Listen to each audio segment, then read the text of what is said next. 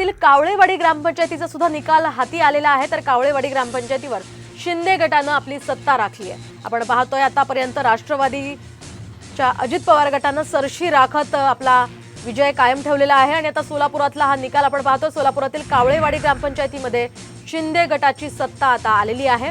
त्या ठिकाणी विजय झालेला आहे शिंदे गटाचा। सोलापुरातील कावळेवाडी ग्रामपंचायतीचा हा निकाल आपण पाहतोय। साम टीव्हीवर सगळ्यात वेगवान निकाल खरं तर आपण आता पाहतो आहे। अनेक ग्रामपंचायतीचे निकाल आतापर्यंत हाती आलेले आहेत।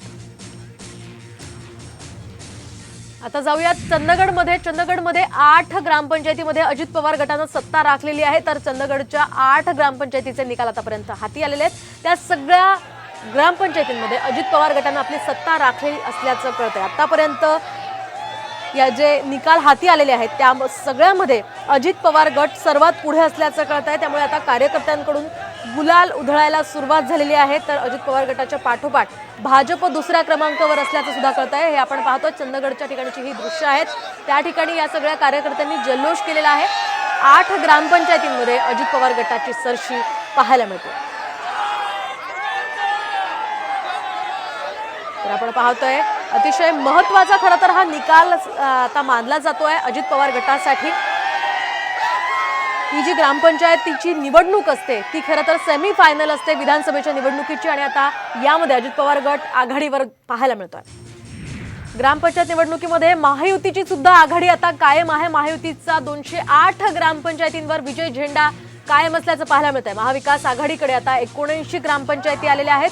तर ग्रामपंचायत निवडणुकीमध्ये महायुती आघाडीवर असल्याचं कळतंय। ग्रामपंचायत निवडणुकीमध्ये अजित पवार गट पहिल्या क्रमांकावर आहे। तर अजित पवार गटाकडे 76 ग्रामपंचायती आलेल्या आहेत। दरम्यान 74 ग्रामपंचायतींसह भाजप दुसऱ्या क्रमांकावर आहे। आताची ही महत्त्वाची आणि मोठी अपडेट आपण पाहतोय आणि या संदर्भात आपण अधिक अपडेट्स जाणून घेऊयात आमचे प्रतिनिधी अक्षय बडवे यांच्याकडून। अक्षय, काय सांगाल या निवडणुकांमध्ये खरं तर अजित पवार गट पुढे दिसतोय आणि भाजप सुद्धा दुसऱ्या क्रमांकावर आहे। त्यामुळे महायुतीचा 208 ग्रामपंचायतींवर विजयी झेंडा असल्याचं पाहायला मिळतंय। काय अधिकचे अपडेट्स?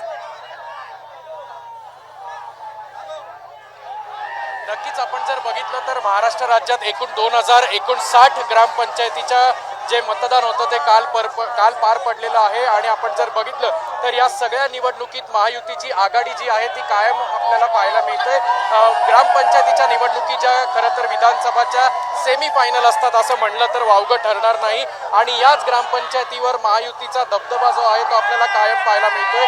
महाविकास जर आपण बघितलं तर महाविकास आघाडीकडे 79 ग्रामपंचायतीचे निकाल जे आहेत ते आतापर्यंत हाती आपल्याला आल्याचं पाहायला मिळतंय। मात्र दुसऱ्या बाजूला आपण जर बघितलं तर संपूर्ण जे ग्रामपंचायतीवर विजयी झेंडा जो आहे तो महायुतीचाच फडकलेल्याचं आपल्याला चित्र आहे।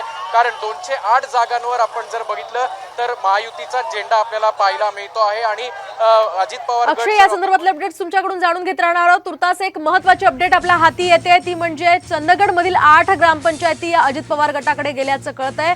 तर यामध्ये 8ही ग्रामपंचायतीत अजित पवार गटाचा विजय झालेला आहे। आतापर्यंत आपण पाहतोय अजित पवार गट हा सगळ्यात पुढे या ग्रामपंचायत निवडणुकीमध्ये आहे आणि सध्या चंदगडमधील 8ही ग्रामपंचायतीतील निकालात अजित पवार गट यांचा विजय झालेला आहे आणि भाजप दुसऱ्या क्रमांकावर आहे। तर या चंदगडमधील 8 ग्रामपंचायतीत अजित पवार गटाचा विजय झालेला आहे।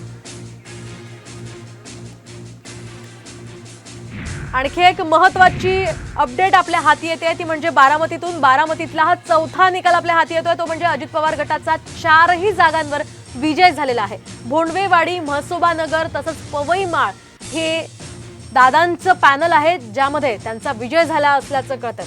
आताची ही महत्त्वाची आणि मोठी अपडेट बारामतीमधून आपण पाहतोय। बारामतीतला चौथा निकाल हा आपल्या हाती आलेला आहे। अजित पवार गटाचा 4ही जागांवर विजय झालाय। आपण पाहिलं चंदगडमधील सुद्धा 8ही जागांवर अजित पवार गटानं विजय मिळवला होता आणि आता बारामतीतल्या या 4ही जागांवर अजित पवार गटाचाच विजय झालेला आहे। आपण पुन्हा एकदा जाऊयात आमचे प्रतिनिधी अक्षय बडवे यांच्याकडे। अक्षय, काय सांगाल बारामतीतला हा चौथा निकाल खरं तर आपल्या हाती आलेला आहे।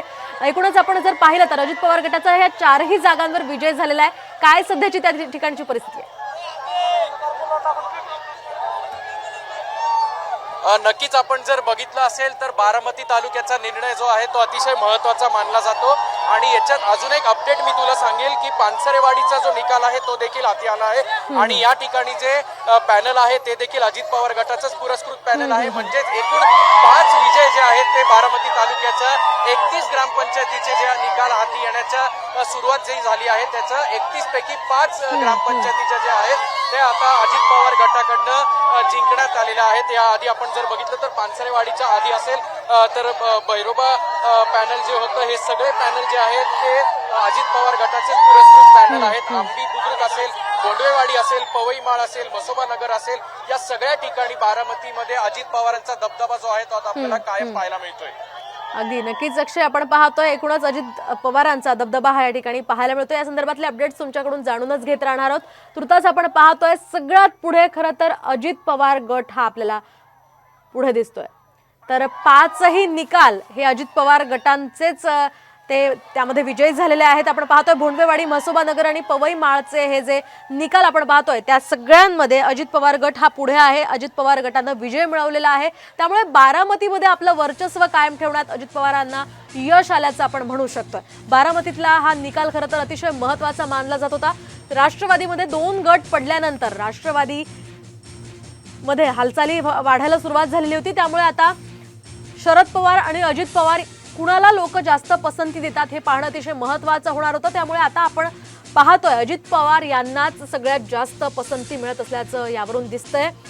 सगळ्यात वेगवान निकाल आपण साम टीव्हीवर पाहू शकतोय. बारामतीमध्ये चंदवड तालुक्यातल्या गावांमध्ये 8ही ज्या ग्रामपंचायत निवडणुका होत्या त्या ठिकाणी राष्ट्रवादी पुरस्कृत अजित पवार गटाचाच त्या ठिकाणी विजय झालेला आहे आणि बारामतीमधल्या आणखी 5 ज्या ग्रामपंचायती होत्या त्या ठिकाणी सुद्धा अजित पवार गटाची सरशी पाहायला मिळते. तर आणखी एक महत्त्वाचे अपडेट कोल्हापूरमधून आता आपण पाहूयात. कोल्हापूरचे आतापर्यंतचे निकाल आपण पाहूयात. भाजपने आतापर्यंत 2 जागा जिंकल्यात तर शिंदे गटानं 6 जागा जिंकलेल्या आहेत आणि ठाकरे गटानं 1 जागेनं आपलं स्थान त्या ठिकाणी मिळवलेलं आहे. तर अजित पवार गटानं तब्बल 14 जागा त्या ठिकाणी जिंकलेल्या आहेत. त्यानंतर काँग्रेसनं सुद्धा 4 जागा जिंकलेल्या आहेत. तर शरद पवार गटाला खातही उघडता आलं नाहीये. दरम्यान 7 जागांवर इतरांनी सुद्धा बाजी मारलेली आहे. आपण आताचे हे महत्त्वाचे अपडेट्स कोल्हापूरचे पाहतोय. कोल्हापूरमध्ये आतापर्यंतचे निकाल हाती आलेले आहेत ज्यामध्ये भाजपनं 2 जागांवर विजय मिळवलेला आहे तर शिंदे गटानं 6 जागा जिंकलेल्या आहेत. त्यानंतर ठाकरे गटानं एकानं उमेदवार जिंकत आपलं खातं उघडलंय तर अजित पवार गटानं तब्बल 14 जागा जिंकत या ग्रामपंचायत निवडणुकीमध्ये आपलं वर्चस्व राखलेलं आहे.